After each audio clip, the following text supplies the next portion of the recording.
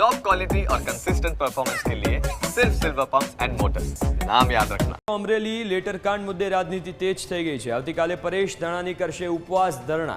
સવારે 10 વાગ્યાથી 24 કલાકના ઉપવાસ ધરણા કરશે। પાયલ ગોટીને ન્યાય આપવા ધરણા કરવામાં આવશે તેવું નિવેદન ધાનાણીએ આપ્યું છે। નોંધનીય છે કે લેટરકાંડ મુદ્દે કોંગ્રેસે જાહેરમાં ચર્ચા કરવા માટે બીજેપીને પડકાર ફેંક્યો હતો। પરેશ ધાનાણીની સાથે મંચ પર પ્રતાપ દુધાત અને વીરજી ઠુમ્મર સહિતના નેતાઓ પણ રાજકમલ ચોક પહોંચ્યા હતા। નેતૃત્વના ઈશારે નાચનારા પોલીસે કરી એ દુઃખદ છે અને માટે ભવિષ્યમાં આવી ઘટનાઓનું પુનરાવર્તન ન થાય। મારીને તમારી ઘરે દીકરીઓને કોઈ આવતીકાલે અડધી રાતે ઉઠાવીને લઈ ન જાય, એટલા માટે થઈને આ દીકરીને ન્યાય અપાવવાની લડાઈનો અમે સંકલ્પ કર્યો છે।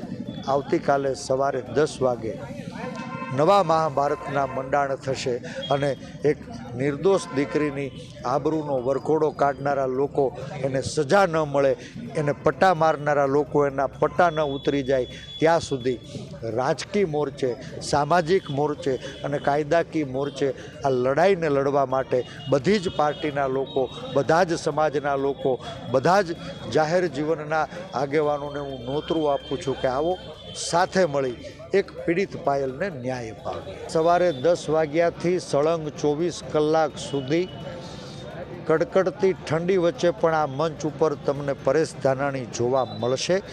સતત 24 કલાક, સળંગ 24 કલાક અમે આ ધરણાને આગળ ધપાવવાના છીએ।